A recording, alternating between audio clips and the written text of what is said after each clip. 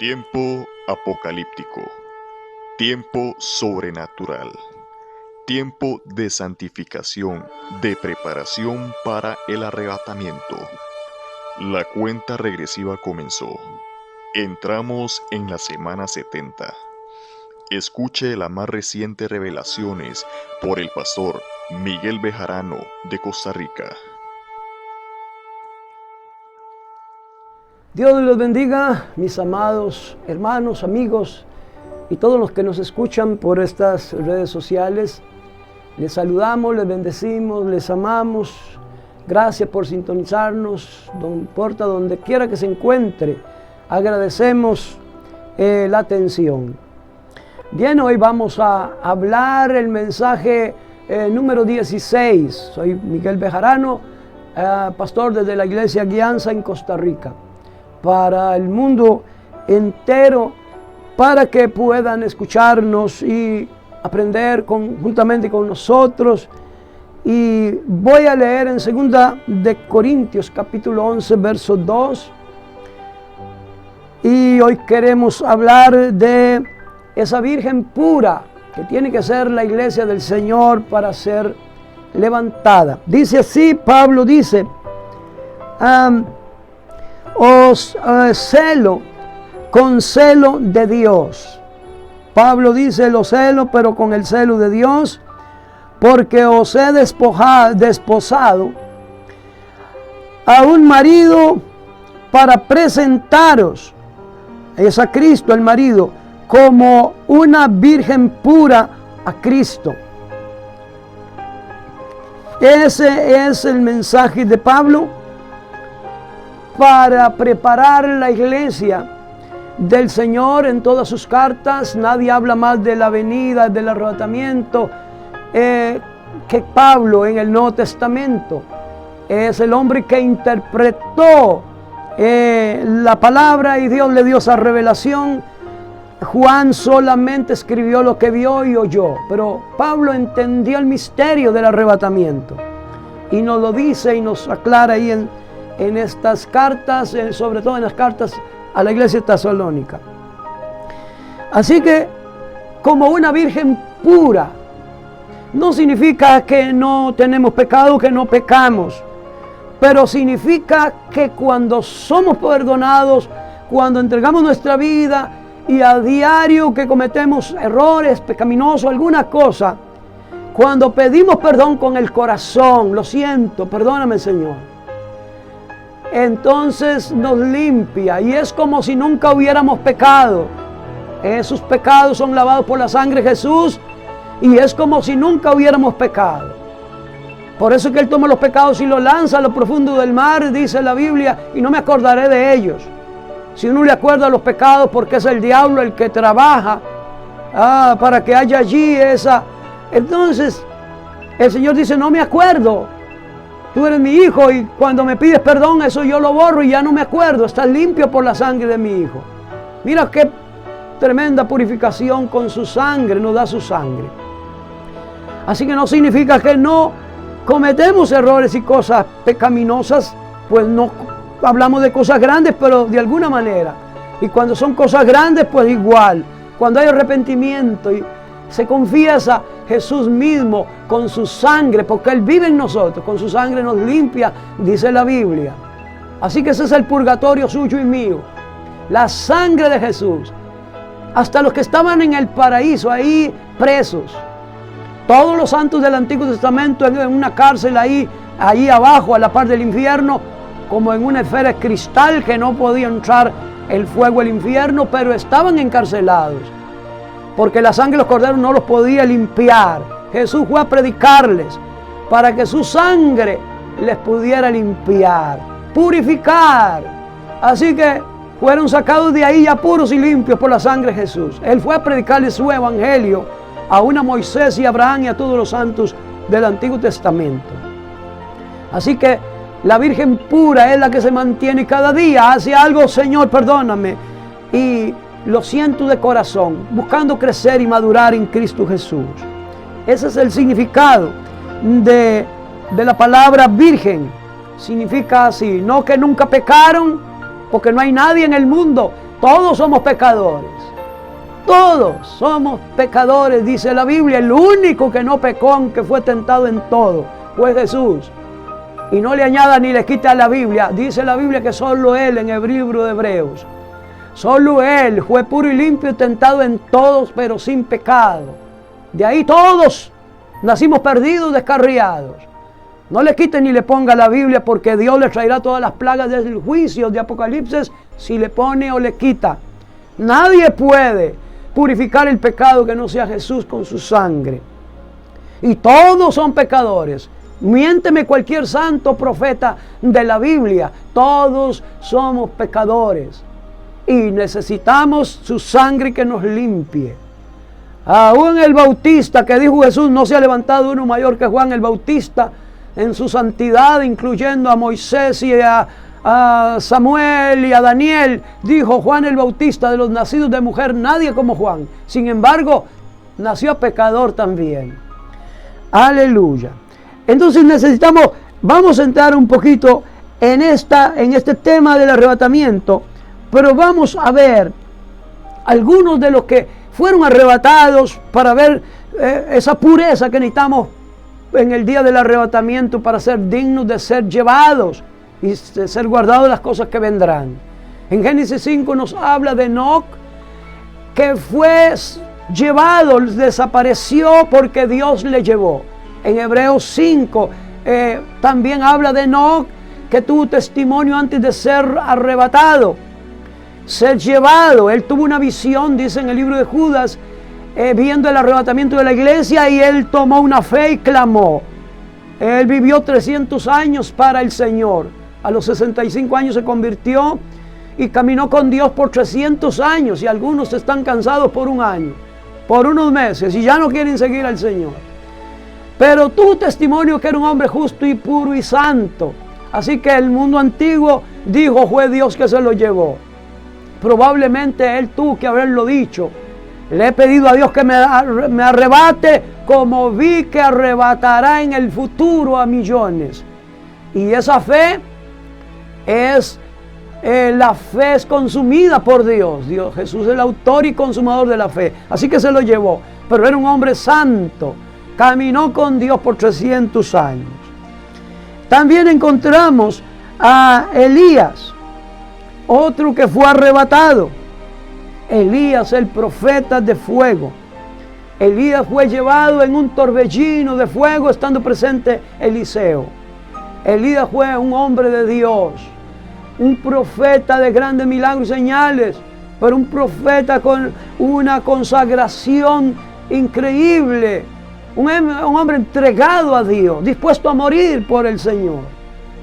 Así que el mensaje de Elías, de su vida de consagración, es un ejemplo a seguir para ser arrebatados. Fuego del Espíritu Santo necesitamos en nuestra vida diaria. El poder y la llenura de Dios. Vive Jehová, en cuya presencia estoy. Está bajo esa esfera del Espíritu, esa atmósfera del Espíritu, que podía ver casi a Dios sobre él. Sentía la viva presencia de Dios. Vivía metido con Dios en oración, buscando esa llenura, y por eso se movía en esta atmósfera de gloria. Pero encontramos también a nuestro Señor Jesús. El Señor Jesucristo, puro y santo, nunca pecó. Fue arrebatado a la vista de todos, ahí en un monte cerca de Jerusalén. Él que vino a vencer el pecado como hombre, no como Dios, porque Él era divino, Él era Dios. Antes de venir a la tierra, antes de entrar en el vientre de María, Él era el Dios eterno de toda la eternidad. Y dice la Biblia en San Juan capítulo 1, Colosenses capítulo 1, que es Jesús el que hizo los cielos y la tierra, el creador de todas las cosas. Así que Él vino y entró en el vientre de María. Así que el que era eterno vino a uno de la creación de Él, y necesitaba un vientre para poder, el misterio de la encarnación, poder encarnarse Él y tener un alma y un cuerpo humano para vencer el pecado por el poder del Espíritu Santo, al igual que nosotros, y poder entregar la vida pura y limpia en la cruz para salvarnos. Sí, Jesús mantuvo una llenura del Espíritu Santo, una dependencia del Espíritu Santo, no para hacer milagros, sino para vencer el pecado, igual que nosotros. Tenemos la gracia de Dios, es el poder para hacer lo que no podemos hacer por nosotros mismos. Lo que uno no puede hacer por sí mismo, ¿cuánto no más cuando se trata de vivir una vida pura y limpia? Esa gracia viene con el poder para cumplir la justicia y la ley, como dice Romanos 8:1, aunque no vivamos por la ley, y cumplir las leyes que sean justas delante del Señor. Así que Jesús como hombre venció el pecado. Él vino y a través del vientre de María, Él tomó la parte humana. Así que ella es la madre del cuerpo terrenal de Jesucristo, pero no la madre del eterno Dios, sino la madre de la parte humana de Jesús. Porque se le quita y se le añade a la Biblia, y el mundo ha hecho cosas y doctrinas terribles que han desviado al mundo por otro camino. Pero necesitamos entender que fue como hombre que Él venció el pecado. Y nosotros como hombres, bajo la gracia de Dios, buscando el poder de la gracia, que es el poder del Espíritu, nos dará el poder para hacer lo que por nosotros no podríamos hacer. Así que luego de Jesús y luego de Enoc, Elías, Jesús, todavía tenemos un testimonio de 144,000 que fueron arrebatados. Aleluya, 144,000 fueron arrebatados, y en el capítulo 14 del libro de Apocalipsis dice qué clase de santos son esos que son arrebatados. Hombres arrebatados que dicen que eran vírgenes, mantenían una pureza. Cuando hacían algo mal, perdón Dios, me equivoqué, hablé mal, hice lo que no era correcto, y mantienen esa virginidad, ese perdón, esa limpieza. Ahí está, puede leerlos en el capítulo 14 de Apocalipsis, para que vea cómo siguen al Cordero donde quiera que Él va. No son cualquier gente, no son cualquier personas. Son gente que se han negado al mundo y al pecado y a sí mismos para seguir al Cordero. Y tenemos el ejemplo también de los dos testigos que son arrebatados, que sabemos que son Moisés y Elías, porque tienen el poder, la fe para hacer todo tipo de plagas, bajar fuego del cielo, producir plagas como el caso de Moisés. Tienen una fe para producir cualquier cosa y evitar que los maten en la tierra hasta que cumplan el testimonio por 3 años y medio. Y estos dos, Moisés, que fue llevado 3 días después probablemente que murió en el monte Nebo, Dios lo mismo lo escondió, lo resucitó probablemente y se lo llevó, y por eso hubo un pleito ahí de Satanás con los ángeles, con el diablo, los ángeles malos, por el cuerpo de Moisés. Y Elías, que fue llevado en cuerpo, alma y espíritu, pues vienen, y por eso es que los puede matar de nuevo en el caso de Moisés, y los puede matar a Elías, que no vio muerte. Obviamente no es Enoc, porque a Enoc se le dio una promesa que nunca vería muerte, así que no es Enoc. Pero encontramos que fueron hombres con una entrega grande como Moisés. Aleluya, se le presentaba a Dios cara a cara, día a día con Moisés. Mira cuán gloriosa era esa santidad, esa entrega a Dios que él tenía. Y Dios le hablaba cara a cara a Moisés. Por 40 años no vio el rostro, y por los otros 40 años cara a cara hablaba con Dios. Por 40 años lo siguió por fe sin verlo, y por los otros 40 años su voz, su rostro no se apartó de Moisés. Aleluya. Así que sí tenemos esa necesidad y el poder para agradar a Dios. Ahí tenemos en la iglesia tesalónica, la iglesia modelo. Para mi concepto es la iglesia modelo del arrebatamiento. Nacieron ahí en persecución, en tribulación, crecieron en tribulación. Por 2, 3, 4 semanas tuvo que irse Pablo y dejarlo solo. Y ellos crecieron en medio de la tribulación, niños espirituales, y maduraron y predicaban consagrados. Es la iglesia para mí modelo, no Filadelfia. Filadelfia apenas raspa. Sí guardaban la palabra y todo, pero esta iglesia para mí es el modelo, es la iglesia que Pablo elogia, es la iglesia que Pablo se gloriaba.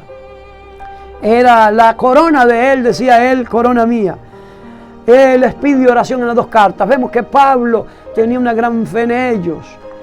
Pero ustedes sabían algo importante, que dentro del libro de Apocalipsis hay 11 iglesias. Así como lo oye, hay 11 iglesias en el libro de Apocalipsis. Mira, primero tenemos las 7 iglesias a las cuales se les envía, que son diferentes, se les envía ese mensaje a las 7 iglesias para que se prepararan para el arrebatamiento. Y esas 7 iglesias son avisadas, son preparadas, se les señala el pecado que había en ellos, que tenían que salir de ahí, buscar el primer amor, salir de esa vida de tibios y llenarse del fervor, salir de apostasía como la iglesia de Tiatira, como la iglesia de Pérgamo, salir de ese sacrificio que ofrecían al mundo, de siembras, de dinero. Habían reemplazado el sacrificio a Jesús por el dinero. Y es la iglesia de Balaam, Pérgamo. Todas se les señala pecados por el cual no estaban listas para ser arrebatadas si se hubiera dado en ese tiempo el arrebatamiento. Así que estas iglesias son señalados lo que está mal y se les dice y se les premia si salen de ahí, o se les amenaza con juicio si ellos no salían de ese estado espiritual en que se encontraban. Pero luego tenemos la iglesia que es arrebatada, que es una parte de todas las iglesias del mundo. Es una iglesia escogida porque ellos son los que se escogen consagrándose y siguiendo al Señor. Porque el Señor no hace acepción de personas, pero montones se van a quedar porque no quieren abandonar su vicio, su pecado y su maldad. Así que esa es la iglesia número 8, la iglesia que es arrebatada, la novia que va a casarse a las bodas del Cordero en el capítulo 19 de Apocalipsis. Ahí tenemos una iglesia pura, ya sentándose a las inmensas mesas de las bodas del Cordero. Bienaventurados los que son llamados a las bodas del Cordero, dice en ese capítulo allí. Entonces, pero luego tenemos la iglesia de los santos que se convierten después del arrebatamiento. No solamente estoy hablando de un gran porcentaje de la iglesia que huye, que esos son guardados al desierto cuando creen en Jesucristo, porque el anticristo viene y profana el templo y se da el arrebatamiento. Pero hay una iglesia que se consagran. La Biblia dice que se le da poder al anticristo de vencer a los santos. Hay una gran iglesia que se convierte en el arrebatamiento. Hay un mensaje que voy a dar en base a esa iglesia casualmente. Cómo son salvados allí, buscan a Dios, saben que se quedaron, se fue mamá, papá, amigos, y ellos buscan a Dios con todo el corazón y el alma, y hay una multitud allí, ¿verdad?, que incluso mueren. Pero hay una iglesia que va quedando allí, en ese tiempo se consagran y practican la fe y la paciencia de Jesús, y son guardados de los juicios. Allí dice la Biblia, hay una protección grande para ellos, como esa protección a esa parte de Israel que huye allá a la ciudad de piedra. Entonces, esta es la otra iglesia, después de la iglesia número 8, que es la iglesia arrebatada, la iglesia de la gran tribulación, así le llamo yo. Y luego hay una iglesia que es la iglesia número 10, es la iglesia del milenio. En el milenio habrá una iglesia de muchos santos, muchos que se convertirán, otros que tal vez ni se convirtieron en medio de la gran tribulación, pero de alguna manera no fueron marcados y se convierten, y muchos que entran convertidos, y otros que nacerán de esa gente en el milenio que también buscan a Dios. Hay una iglesia milenial allí. Vendrán algunos de la gran tribulación, pero la mayoría del milenio que buscan a Dios se consagran. Esa entonces es la iglesia número 10. ¿Y la iglesia número 11 cuál es? La iglesia número 11 es la iglesia que tiene un cuerpo como Jesús, transformados en gloria. Es la que venimos del cielo a reinar con Jesús. Esa es la iglesia número 11. Los que tenemos un cuerpo sobrenatural como el cuerpo de Jesucristo que traspasaba las paredes. Jesús que aparecía de pronto, se hacía invisible. Tendremos ese cuerpo glorificado. Jesús cuando resucitó solo fue la primicia de ese tipo de cuerpo. Y la iglesia cuando es arrebatada tenemos ese cuerpo y somos llevados allá. Pero regresaremos al milenio a reinar con Jesús. Así es que habrá una iglesia allí con carne como ahora nosotros. Pero habrá una iglesia y Jesús, el pastor de los pastores, el Rey de Reyes, Señor de Señores, estará sentado en Jerusalén en ese milenio, reinando para el mundo en paz y prosperidad, en sanidad, en justicia. Habrá gente que no se ha convertido y habrá gente que hasta el final no se convertirán, porque el Señor no tuerce y obliga a nadie a convertirse. Respete el libre albedrío. Pero habrá una iglesia sobrenatural. Los que nos fuimos regresaremos. Serviremos a Dios, hablaremos con Él simplemente con el Espíritu, aunque Él esté allá para pedirle direcciones. Estaremos gobernando con el Señor en diferentes puntos de cada pueblo y en los países del mundo y haciendo trabajos. La iglesia estará muy ocupada en el milenio. Pero tendremos un cuerpo sobrenatural que si quiere come, como lo hizo Jesús, comió cuando resucitó y se les apareció, y si quiere no come. Él no lo puede matar nadie, ese cuerpo sobrenatural, ese cuerpo glorificado. El mismo diablo con todos los demonios que estarán encerrados por esos 1000 años en el abismo. Al final será suelto Satanás con esas 3 partes de millones, porque son el 25% de los ángeles se fueron con él y los volverá a soltar. Así que por cada demonio hay 3 ángeles buenos. Son más que los que están con nosotros, que los que están en el mundo. Entonces tendremos un cuerpo que nadie los podrá matar, aun cuando suelta a Satanás con todos los demonios, porque otra vez tienen que ser probados el mundo entero. Porque vendrá luego al final del milenio el trono blanco y ya se terminará entonces esta parte. Ellos tendrán que ser probados, esa iglesia, los que nacieron en el milenio, y todo el mundo será probado. Por eso Satanás será suelto con todos los millones de demonios. Pero la iglesia no puede ser destruida por ninguna arma. Tendremos cuerpos sobrenaturales. Pasamos paredes, no necesitamos respirar, tenemos una vida sobrenatural y estaremos sirviendo con el Señor en el milenio. Así es que ve las 11 iglesias que nos habla el libro de Apocalipsis. Bueno, mira, este libro está lleno de cosas maravillosas, de las cuales estaremos enseñando con ayuda del Señor. Yo no soy ningún teólogo ni tengo gran capacidad. Hay otros que son mejores en el mundo. No, es la gracia de Dios que nos habla y nos revela y nos muestra. Así es que si Dios habla, si el león ruge, ¿quién no temerá en la selva? Y si Dios nos habla, pues ¿quién no va a profetizar, como dice Amós allí en el capítulo 3? Dios me los bendiga, mis amados. Les amo en Cristo Jesús. Amén.